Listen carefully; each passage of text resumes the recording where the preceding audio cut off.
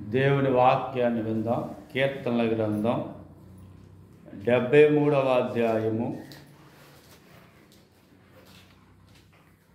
మరి ఈ అధ్యాయములో రాయబడిన మాటలను మరి ఈరోజు జ్ఞాపకం చేసుకుందాము. మొదటిగా చూసినట్లయితే ఇది ఆసాపు రాసిన కీర్తన. ఎవరు రాశారు? ఆసాపు. మరి కీర్తనలు చాలామంది రాశారు. దావీదు గారు రాశారు, ఆసాపు రాశాడు, కోరహు కుమారులు రాశారు, సొలొమోను రాశాడు. ఇలాగ అనేక మంది భక్తులు ఈ కీర్తనలు రాశారు. అయితే ఈ 73వ కీర్తన ఆసాపు కీర్తన. మరి ఎందుకని ఈ ఆసాపు ఈ కీర్తనను రాశాడంటే, ఈరోజు మనుష్యులలో వచ్చే కొన్ని ఆలోచనలు ఆయనకి వచ్చినాయి. మరి ఆయన మనిషే. మనుష్యుల కన్నా ఇంకా విశ్వాసుల్లో వచ్చే ఆలోచన ఏంటి? అయ్యా, మేము నీతిగా ఉంటాం, మేము యథార్థంగా ఉంటాం, మేము భక్తి చేస్తాం, ప్రార్థన చేస్తాం, అయినా మా కష్టాలు పోవట్లేదు, మా బాధలు పోవట్లేదు, ఇంకా మేము శ్రమలు పడుతూనే ఉన్నాం. కానీ ఏ భక్తి చేయని వారు, నీతిగా నడుచుకోని వారు, యథార్థంగా జీవించిన వారు వాళ్ళు ఎంతో చక్కగా ఉంటున్నారు, ఎంతో బాగుంటున్నారు. వాళ్ళకి ఏ లోటు ఉండట్లేదు, వాళ్ళకి ఏ కష్టము ఉండట్లేదు, వాళ్ళకు ఏ వ్యాధి కూడా రావట్లేదు. మాకేంటి? అన్ని జబ్బులు మాకే, అన్ని కష్టాలు మాకే, ఈ శ్రమలన్నీ మాకేనా? దేవా, ఇదేంటి ఇలాగ జరుగుతుంది? మరి చక్కగా నీతిగా ఉన్నవాడు, యథార్థంగా ఉన్నవాడు, భక్తి చేసేవాడు బాగుండాలి. కానీ మరి దుర్మార్గంగా, అన్యాయంగా, అక్రమంగా జీవించేవాడేమో కష్టాలు ఉండాలి. కానీ ఇదేంటి ప్రభువా? కష్టాలు, ఇబ్బందులు, శోధనలు, శ్రమలన్నీ ఏమో మాక? భక్తి లేనివారు, యథార్థంగా లేనివారు, మరి సరిగా జీవించిన వారేమో సుఖంగా ఉండటమా? ఏంటి ప్రభువా ఇది అని ఈ ఆసాపు ప్రార్థన చేస్తున్నాడు. ఆసాపు ఏం చేస్తున్నాడు? ప్రార్థన చేస్తున్నాడు. చూద్దాం ఆ మాటలో మనం ఒకసారి. ఇశ్రాయేలుడి ఎడల, శుద్ధ హృదయుల ఎడల నిత్యముగా దేవుడు దయాళుడై ఉన్నాడు. నా పాదములు జారుటకు కొంచెమే తప్పును, నా అడుగులు జార సిద్ధమాయెను. ఏమన్నాడంటే, ఇశ్రాయేలు దేవుడు శుద్ధ హృదయము లేదా యథార్థ హృదయంగా ఉన్నవాడు ఎలా దయ చూపించాలి. కానీ ఆయన దయ చూపించట్లేదు, మా కష్టాలు పోవట్లేదు. ఈ ఆసాపు అనుకుంటున్నాడు, ఇంత భక్తి అవసరమా? ఇలా నీతిగా ఉండటం అవసరమా? ఇలా యథార్థంగా పనిచేయటం అవసరమా? ఎందుకని కష్టాలు పోవట్లేదు, ఇబ్బందులు పోవట్లేదు, రోగాలు పోవట్లేదు? ఈ అవసరమా ఈ భక్తి? అలాంటప్పుడు భక్తి లేనివారు, మరి ఇష్టానుసారంగా జీవించేవారు బాగానే ఉన్నారు కదా, వాళ్ళగా నేను కూడా ఉంటానుగా, ఇంక ఈ భక్తి వదిలేస్తాను. ఏం కూడా యథార్థత నుండి విడిపోతా, తప్పిపోతా. నేను కూడా అన్యాయాలు చేస్తూ ఉంటా, నేను కూడా అక్రమాలు చేస్తూ ఉంటా, అప్పుడు నేను కూడా బాగుంటాను కదా అన్నట్లుగా మాట్లాడుతూ అంటాడు. నా పాదాలు జారుటకు కొంచెమే తప్పును, నా అడుగులు జార సిద్ధమాయెను. భక్తిహీనుల క్షేమము నాకు అంటబడినప్పుడు గర్వించి వారిని బట్టి నేను మత్సరపడి తిని. ఇవన్నీ ఎందుకన్నా అంటే భక్తిహీనులను చూసి అంటున్నాడు. ఎవరిని? భక్తిహీనులను చూసి అంటున్నాడు ఇవన్నీ. ఏమని?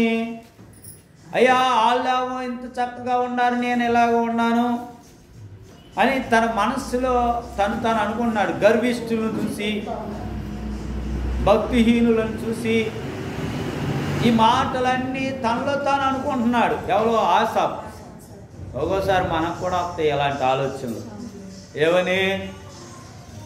ప్రభా, నేను ఎప్పుడు ప్రార్థనకి వెళ్తాను కదా, నేను ఎప్పుడు ప్రార్థన చేస్తాను కదా, ఎప్పుడు నీ దగ్గర కన్నీరు కాల్చుతాను కదా, కానీ మా బాధలు పోవట్లేదు ప్రభా. అసలు వాళ్ళు ప్రార్థనకే రారు, దేవునికి సమర్పించవలసినవి కూడా సమర్పించరు, వాళ్ళు ఇష్టం వచ్చినట్టు ఉంటారు, కానీ వాళ్ళు బాగుంటున్నారు. ఎందుకని మాకు ఈ పరిస్థితి ఇలాగుంటుంది అని ఎప్పుడన్నా ఆలోచన వచ్చిందా? కానీ ఆసాపుకు ఆ ఆలోచన వచ్చి అడుగుతున్నాడు, దేవుణ్ణి అడుగుతున్నాడు. ఇంకెందుకు ఇవన్నీ మాకు వద్దులే, మేము కూడా వదిలేస్తాం, మేము కూడా అలాగే బతుకుతాం, అప్పుడు మేము కూడా బాగుంటాంగా, అప్పుడు మాకు కూడా కష్టం ఉండదుగా అని ఆసాపు మాట్లాడితే ఇంకేమంటాడంటే, వాళ్ళు క్షేమంగా ఉండటమే కాదు, వాళ్ళు చచ్చిపోయినప్పుడు సుఖంగా కూడా చచ్చిపోతున్నారంట. ఎలా చచ్చిపోతున్నారు? సుఖంగా చచ్చిపోతున్నారు. ఎవరో భక్తి లేనివారు, భక్తిహీనులు, యథార్థంగా లేనివారు, నీతిగా లేనివారు ఎలా చచ్చిపోతున్నారంట? సుఖంగా చచ్చిపోతున్నారంట. ఏ కష్టం లేకుండా చచ్చిపోతున్నారు. ఏ ఆటో డ్యాకో లేదా ఏ యాక్సిడెంట్లోనో ఎలాగలా సుఖంగా చచ్చిపోతున్నారంట. వాళ్ళు మరణం కూడా యాతన లేకుండా చచ్చిపోతున్నారంట రాశారు. అదే అంటాడు కింద,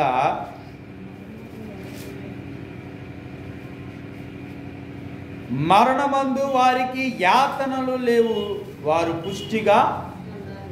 మరణమందు ఏం లేవంట?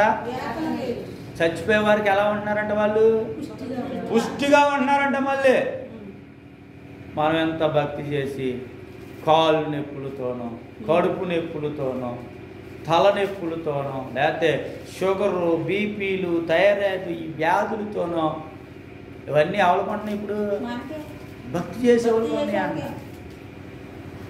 వాళ్ళేమో ఏ జబ్బు లేకుండా చక్కగా స్ట్రాంగ్గా ఉంటున్నారంట, చచ్చిపోయేటప్పుడు కూడా సుఖంగా చచ్చిపోతున్నారు. భక్తి చేసేవాళ్ళు జబ్బులు పడి, బాధలు పడి, కష్టాలు పడి తీసుకొని చచ్చిపోతున్నారు. కానీ లోకం ఏమంటుందంటే తెలుసా? వాడు తీసుకున్నాడంటే వాడు ఏ పాపమో చేశాడు, వాడి జీవితంలో ఏయో చేశాడో, అందుకనే వాడు అనుభవిస్తున్నాడు అని లోకం అనుకుంటుంది. కానీ వాక్యం ఏమంటుందంటే అలాంటి వాళ్ళు సుఖంగా చచ్చిపోతున్నారంట.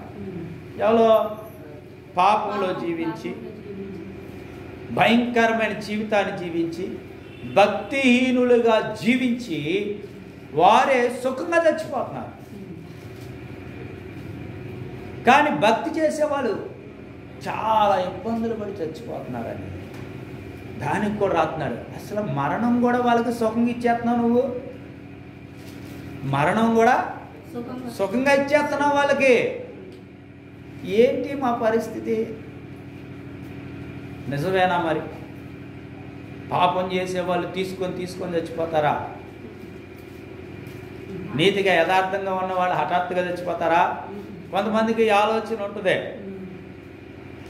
మరి దైవజనులు యేసన్న గారు ఎంత బాధపడ్డారో ఆయన చనిపోయే ముందు. చాలా బాధపడ్డారు, చాలా భయంకరమైన ఇబ్బంది పడి ఆయన చనిపోయారు. మరి ఆయన ఎంత భక్తిపరుడు, ఎంత భక్తిపరుడు అండి. అంటే ఆయన భక్తి లేదని అందామా? ఆయన అన్యాయం చేశాడని అందామా?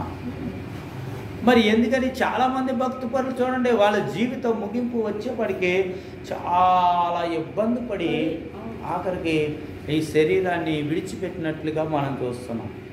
అదే అంటున్నాడు, భక్తిహీనులంట చక్కగా పుష్టిగా ఉన్నారు, చనిపోయేటప్పుడు కూడా వారికి ఏ ఇబ్బంది లేదు, వారికి ఏ ఇబ్బంది లేదు, చనిపోయేటప్పుడు కూడా ఇబ్బందులు లేవంట. వాళ్ళకి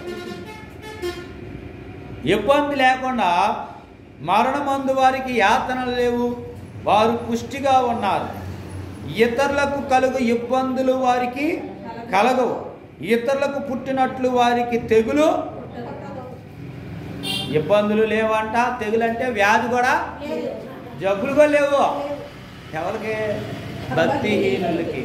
భక్తిహీనులకి ఇవన్నీ తలంచుకొంచు బాధపడుతూ ఆసాపు చేస్తున్నాడు ప్రార్థన. అయ్యా ఏంటి మాకు ఈ పరిస్థితి, ఏంటి మేము ఎలాంటి శ్రమను అనుభవించాలా, ఎలాంటి ఇబ్బందిని మేము పడాలా? భక్తి లేనివారు, మూర్ఖత్వంగా జీవించేవారు, అన్యాయాలు, అక్రమాలు, దౌర్జన్యాలు చేసుకునేవారు చక్కగా ఉంటున్నారు. మాకేంటి ప్రభు ఈ బాధలు? ఇంకా చూడండి, ఇంకేమన్నాడు? కావున గర్వము కంఠహారం వలె వారు చుట్టుకొనుచున్నది, వస్త్రం వలె వారు బలాత్కారమును వాళ్ళు చేసేయని చెప్తున్నారు. వారు గర్వంగా ఉంటారు, బలాత్కారంగా ఉంటారు, అన్యాయంగా అక్రమంగా దోచుకుంటారు. ఇంకేం చేస్తారంటే కొవ్వు చేత వారి కన్నులు మెరకలైనవి, వారు హృదయాలోచనలు బయటికి కానవచ్చుచున్నవి. వాళ్ళు చేసే పనులన్నీ చెప్తున్నారు. వాళ్ళు ఎలా ఉంటారో, ఏం చేస్తున్నారో, ఇలాగ ఉంటున్నారు కదా. వాళ్ళ కళ్ళు ఎక్కడ వస్తాయంట? మెరకలైనవి అంటే అరే నీకు కళ్ళు నెత్తుకొచ్చినాయి అంటాడు, ఆ మాట అన్నారు. వాళ్ళ కళ్ళు మెరకలైన, వాళ్ళ కళ్ళు నెత్తి మీద ఉంటాయి, అయినా వాళ్ళు బాగుంటారే.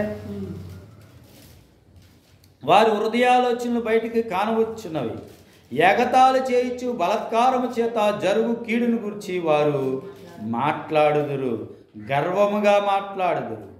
ఆకాశము తట్టు వారు ముఖము ఎత్తరు, వారి నాలుక భూ సంచారము. ఆకాశం తట్టు ముఖం ఎత్తటం అంటే ప్రార్థన చేయరు. వాళ్ళు ఏం చేస్తారంట? భూ సంచారం చేస్తారంట. ఈ లోక మాటలు చెప్పుకుంటా, ఈ లోకంలో వాళ్ళ గురించి వీళ్ళ గురించి చెప్పుకుంటా ఎలా తిరుగుతారు. మనమేమో ప్రార్థన ప్రార్థన ప్రార్థన అని మనం ప్రార్థన చేస్తే వాళ్ళు చక్కగా ప్రార్థన లేదు, మందిరం లేదు, ఏమీ లేదు, చక్కగా లోకమంతా తిరుగుతారంట ఇష్టానుసారంగా. ఇవన్నీ తిరిగిన వాళ్ళు బాగుంటున్నారు. ఎంత కష్టపడి దేవుడి మందిరంలోనికి వచ్చి ప్రార్థన చేసి భక్తి చేసే మనం బాగోట్లేదు. ఇవన్నీ మనకు వస్తున్నాయి. ఇవన్నిటిని గురించి ఆయన ప్రార్థన చేస్తున్నాడు. వారి నాలుక భూ సంచారము చేయును, వారి జనము వారి పక్షము చేరును, వారు జలపానము సమృద్ధిగా చేదురు. దేవుడు ఎట్లు తెలుసుకొనును, మహోన్నతునికి తెలివి ఉన్నదా అని వారు అనుకొందురు. ఇవన్నీ చేసి వాళ్ళు అనుకుంటారంట దేవుడికి తెలివి ఎక్కడ ఉంది? తెలివెత్తే నేను ఇంత అన్యాయంగా బ్రతుకుతున్నా, ఇంత దుర్మార్గంగా బ్రతుకుతున్నా, ఇంత రీతిగా భయంకరమైన పాప స్థితిలో ఉన్నా, కానీ నేను సుఖంగా ఉన్నా. దేవుడికే తెలివి ఉంటే నన్ను శిక్షించాలి కదా, దేవుడికే తెలివి ఉంటే నన్ను దండించాలి కదా, నన్ను ఇబ్బందులు పెట్టాలి కదా. అయితే దేవుడికి తెలివి లేదు. వాళ్ళు అనుకుంటున్నారంట అలాగా. ఇదిగో ఇటివారు భక్తిహీనులు, వీరు ఎల్లప్పుడూ నిశ్చయింత గలవారై ధనాభివృద్ధి చేసుకొందురు. ఏం చేసుకున్నారంట? ధనాభివృద్ధి. ఇంకా డబ్బు చక్కగా సంపాదించుకున్నారు. ఇక దేవుడు వద్దు, ప్రార్థన వద్దు, ఏమీ వద్దు, వాళ్ళకి ఏం అవసరం లేదు. ఎంతవరకే డబ్బు చక్కగా సంపాదించుకున్నారు. వాళ్ళే బాగున్నారు అన్నాడు.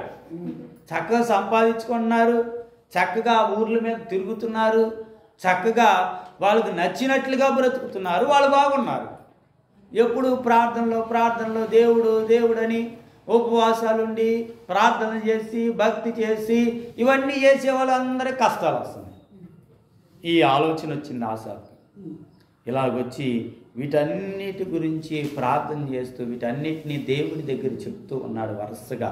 వీళ్ళు ఇలాగ ఉంటే వాళ్ళు ఇంత చక్కగా ఉన్నారుగా ప్రభువా, ఏంటి మా పరిస్థితి ఇలాగ ఉంది, ఏంటి మేము ఎలాగ బ్రతుకుతున్నాం?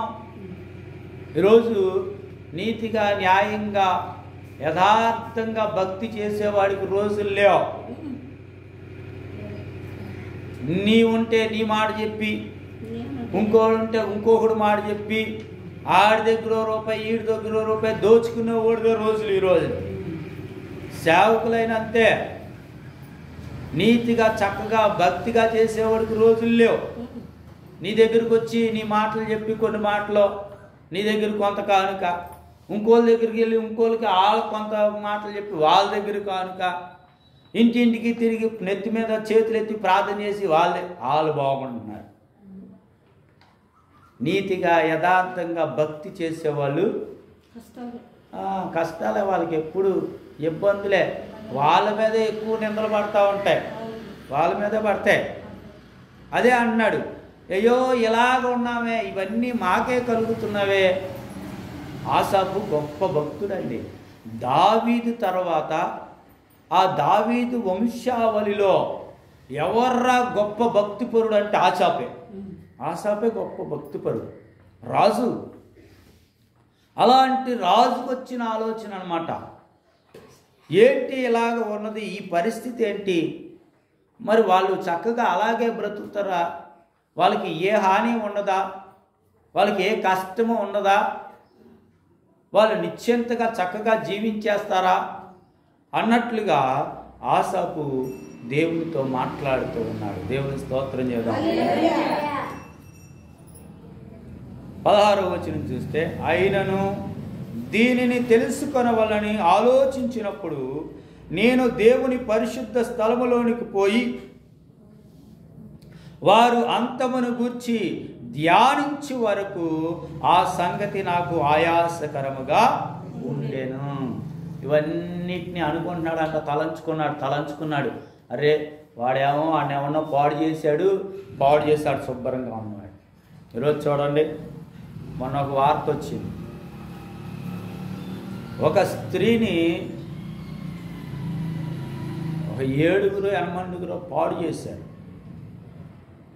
అమ్మని చంపేశారు. వాళ్ళకి అంతకుముందు జీవిత ఖైదు పడింది. మొన్న ప్రభుత్వం ఏం చేసిందంటే విడుదల చేసింది, వాళ్ళని విడుదల చేసేసింది. ఇప్పుడు మావులోడు ఏమనుకుంటాడు, అంత నేరం చేసినా వాళ్ళు బాగానే బయటకు వచ్చి ఏం చేస్తాడు, ఎవడ మమ్మల్ని ఏం చేయలేరు అంటారా? ఇహ ఇవన్నీ అనుకుంటున్నాడు. వాడు అంత అన్యాయం చేసి వాడు చక్కగా తిరుగుతున్నాడు, వీడు మోసం చేసినాడు చక్కగా తిరుగుతున్నాడు. అదే కొంతమంది చూడండి ఏం చేస్తారు, మోసం చేసేస్తారు. ఎలాగంటే నీ దగ్గర అవి తీసుకొని ఇవి తీసుకొని నీకు ఇస్తావని చెప్పి ఇవ్వకుండా ఎగ్గొట్టేవాళ్ళు, మోసం చేసేవాళ్ళు కొంతమంది ఉంటారు. వాళ్ళ దగ్గర అప్పులు చేసేస్తారు, తలక్ష మించిన అప్పులు చేసేసి ఆఖరి మేము కట్టలేమని చేతులు ఎత్తారు. ఎవరేం చేయలేరు. కొన్ని రోజుల తర్వాత ఆడు చక్కగా తిరుగుతాడు, కారుల్లోనో బళ్ళు మీద చక్కగా తిరుగుతాడు. ఇచ్చిన వాళ్ళు ఏడుపుతూ ఉంటారు, ఇదేంట్రా మేమేమో కష్టపడి చెమటొచ్చి ఏదో రూపాయి ఆడికి ఎత్తే మాకేదో వస్తానిస్తే వాడేమో సుఖంగా తిరుగుతున్నాడు, వాడు చక్కగా తిరుగుతాడు. ఇచ్చిన వాళ్ళు ఏడుపుతూ ఉంటారు, ఇచ్చిన వాళ్ళు తిండి తిప్పలు లేకుండా బాధపడుతూ ఉంటారు. అదే అన్నాడు, అన్యాయం చేసినాడు వాడు అంత చక్కగా ఉన్నారు, వీళ్ళు ఎలాగ ఉన్నారు, ఏంటి ప్రభువా ఇది అని వీటన్నిటి గురించి ఆలోచిస్తూ అంటాడు, ఈ సంగతులన్నీ నేను దేవుని దగ్గర అడగాలి, అసలు ఆయన ఏం చెప్తాడో తెలుసుకోవాలి. దీనికి ఏం సమాధానం దేవుని దగ్గర నుండి వస్తుందో. అయ్యా అందరు నువ్వే చేసావు కదా, మరి వాళ్ళేమో అలాగున్నారు, మేమేమో ఇలాగున్నాం, ఏంటి దీని పరిస్థితి ఏంటో తెలుసుకోవాలని దేవుడి దగ్గర అడిగినప్పుడంట దేవుడు చెప్తున్న మాటలు 18వ వచనంలో, నిశ్చయముగా నీవు వారిని కాలు జారు చోటునే ఉంచి ఉన్నావు, వారు నశించినట్లు వారిని పడవేయుచున్నావు. దేవుని స్తోత్రం. ఇప్పుడు చెబుతున్నాడు దేవుడు, నువ్వు అనుకుంటున్నావు కదా వాళ్ళు బాగున్నారు, వాళ్ళ భవిష్యత్తు బాగుంది, వాళ్ళు చక్కగా జీవిస్తున్నారు, చక్కగా బ్రతుకుతున్నారు అనుకుంటున్నావు కదా, వాళ్ళు ఎక్కడున్నారంటే కాలు జారు చోటున ఉన్నారు. ఎక్కడున్నారంట? కాలు జారే చోటులో ఉన్నారు. అంటే ఎక్కడ ఉన్నారు అంటే వారు నరకపు అంచులో ఉన్నారు. ఎక్కడున్నారు? నరకపు అంచులో ఉన్నారు. ఎప్పుడైతే ఈ ప్రాణం పోద్దో అక్కడే పడతారంటే నరకంలోనే పడతారు. అందుకే అన్నాడు, వాళ్ళు ఎక్కడున్నారు అనుకున్నావు, ఇక్కడ బాగానే ఉంది, వాళ్ళు ఎక్కడ ఉంటారంటే నరకపు అంచులో ఉన్నారు. వాళ్ళు ఎక్కడున్నారు? నరకపు అంచులో ఉన్నారు. ఈ 70-80 జీవితం బాగానే సాగిద్ది. తర్వాత జీవితం తర్వాత ఎన్నాళ్ళు ఉండాలి? దానికి అంతం లేదు. ఆ జీవితానికి అంతం లేదు. అక్కడ వాళ్ళు ఎక్కడ ఉంటారంటే నరక యాతన పడతారు. భక్తి చేసి కష్టపడైనా, ఇబ్బంది పడైనా, శ్రమలు పడైనా, నిందలు పడైనా, ఎన్ని పడైనా తమ భక్తిని కాపాడుకున్నవాడు నిత్యత్వంలో దేవునితో ఉంటాడు. వారిని దేవుడు బండ మీద నిలబెట్టిన వాడు వలె ఉంచుతాడంట. దేవుని స్తోత్రం. బైబిల్లో 2 వ్యక్తుల గురించి దేవుడు చెబుతాడు. ఒకరు ఎవరు అంటే ధనవంతుడు, రెండోవాడు పేదవాడైన లాజరు. వాళ్ళిద్దరినే చూడండి. ధనవంతుడు చక్కగా దానికి ఉన్న డబ్బును బట్టి, పొలాన్ని బట్టి, తనకున్న దాన్ని బట్టి ఏమంటాడంటే, నా ప్రాణమా తినుము, తాగుము, సుఖించుము, ఇష్టానుసారంగా బ్రతుకుతాడు ధనవంతుడు. పేద లాజరు ప్రార్థన చేసుకుంటూ, భక్తి చేసుకుంటూ, వాళ్ళంతా జబ్బే, కురుపులే, పుండ్లే, తినటానికి కూడా తిండి ఉండదు లాజర్కి. భక్తిపరుడే. ఆ ధనవంతుడు తిన్నదాని మీద చిన్న చిన్న ముక్కల కింద పడితే ఆ బల మీద ఏరుకొని తినేవాడని రాశాడు. ఇద్దరు చచ్చిపోయారు. ఇప్పుడు ఎక్కడికి వెళ్ళారు? ఇష్టానుసారంగా, దుర్మార్గంగా, అన్యాయంగా, అక్రమంగా ధనవంతుడు బ్రతికాడు. కానీ నీతిగా, యథార్థంగా భక్తి చేసిన బ్రతికిన లాజరు ఉన్నాడు. ఎవడెక్కడ ఉన్నారు? ఈ లాజరేమో పరదేశంలో అబ్రహాము రొమ్మున ఉంటే, ధనవంతుడు ఎక్కడ ఉన్నాడు? పాతాళం. అందుకని కాలు జారు చోటిన వాళ్ళు ఉన్నారు. నువ్వు బండ మీద ఉన్నావు, నీ కాలు జారదు, నువ్వు స్థిరంగా ఉంటావు పరలోకం. ఈరోజు చాలామంది ఇది హృదయములు పెట్టుకొని నొచ్చుకుంటూ ఉంటారు, ఇబ్బంది పడతారు. పనికి వెళ్ళామనుకో, కొంతమంది కష్టపడి పని చేస్తారు, కష్టపడి ఒళ్ళొంచి పని చేస్తాం. ఇంకోటి పనే చేయడు, దొంగ. కానీ వాడు అదే కూలి తీసుకుంటాడు, వీడు అదే కూలి తీసుకుంటాడు. వీడు అనుకున్నాడు, నేను ఆ ఒళ్ళు నలిగిపోయేటట్టు పని చేశాను, నాకు అదే కూలి. అసలు పనే చేయలేదు, వాడికి అదే కూలి. ఇదే న్యాయం. ఒక రోజు ఉంది, వాడు ఎక్కడ ఉన్నాడంటే కాలు జారే చోట్లో ఉన్నాడు. ఇంకేమన్నారు చూడండి కింద, క్షణమాత్రములోనే వారు పాడైపోదురు, మహాభయము చేత వారు కడముట్ట నశించుదురు. ఏమైపోతారంట? క్షణమాత్రములోనే వాడి జీవితం ముగించబడింది. క్షణమే పట్టింది. కనుక మనం యథార్థంగా భక్తిగానే ఉండాలి. ఎన్ని వచ్చినా వాడెవడో ఎట్లా బాగున్నాడు, చాలామందికి ఆలోచనే. వాళ్ళు చక్కగా ధనవంతులైపోతున్నారు, వాళ్ళు చక్కగా గొప్పోళ్ళు అయిపోతున్నారు. మనమేమో నీతిగా ఉంటున్నాము, భక్తిగా ఉంటున్నాము, మనం ఇంత న్యాయంగా బ్రతుకుతున్నాము. మరి ఏంటి? కొంతమంది వ్యాపారస్తులు అనుకుంటారు, నీతిగా న్యాయంగా చేసేవాడేమో అలాగ ఉంటాడు. వాడు మోసం చేస్తూ ఉంటాడు. కేజీకి 30 కేజీ వస్తాయి, వాడు దగ్గరికి వెళ్తారు, జనం అంతా వాళ్ళ దగ్గరికి వెళ్తారు. అప్పుడు వాడేమనుకుంటాడంటే, దేంట్రా నేను ఇంత చక్కగా ఉంటున్నాను, ఇంత కరెక్ట్గా ఉంటే నా దగ్గర రావట్లేదు, వాడిది అంతా మోసమేగా, ఆడి దగ్గరికి. ఈరోజు భక్తి చేసే వాళ్ళ దగ్గరికి, నిజమైన సేవ చేసే వాళ్ళ దగ్గరికి, యథార్థంగా దేవుని వాక్యాన్ని బోధించే వారి దగ్గరికి రారు. ఈరోజు రారు. అందరు చెప్పే కదా, చక్కగా ఆడు మోసం చేయాలి, వాళ్ళు అన్యాయంగా వాళ్ళ దగ్గర దోచుకోవాలి, తీసుకోవాలి. ఈరోజు లోకం కూడా అలాగే ఉంది. అలాంటి వాళ్ళ వైపే చూస్తున్నారు ఈరోజు.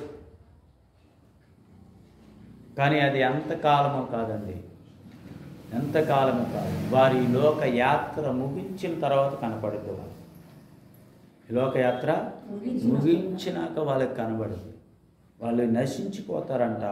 మహాభయం చేత వారు కడముట్ట నశించదు.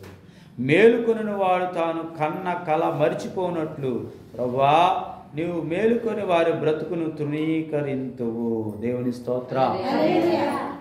ఈ జీవితం జీవించారు కదా, సుఖంగా బ్రతికారు కదా, అదంతా ఒక కలలాగా ఉంటుందంట, మర్చిపోతారంట అదంతా వాళ్ళు. అదంతా ఎక్కడ? ఆ పాతాళానికి వెళ్ళాడు. ఇవన్నీ వాడికి గుర్తుండవు. అబ్బా నేను అప్పుడు అలా బ్రతికాను, నేను అంత గొప్ప పెద్ద పెద్ద కారుల్లో తిరిగాను, పెద్ద పెద్ద భవనాల్లో ఉన్నాను, ఇంత బంగారం నేను ధరించాను, వాడికి గుర్తుండదు. అప్పుడు ఒకడు రేత్రి కన్న కల పగల ఎట్టా మర్చిపోతాడో వాడి జీవితం కూడా అలాగే అయిపోతాయి. ఇవన్నీ అక్కడ గుర్తుండే వాడికి పాతాళంలో. కానీ నువ్వు ఎలా బ్రతికావో, ఎలా జీవించావో దానిని బట్టి నీకు పరలోకం దేవుడు ఇస్తాడు. అది కూడా నీకు గుర్తుండదు. వాడిది గుర్తుండదు, మనదే గుర్తుండదండి. మనదే గుర్తుండదు. మనం భక్తి చేసినా, మన యథార్థంగా ఉన్నా, ఇదంతా పరలోకంలో మనకు గుర్తుండదు.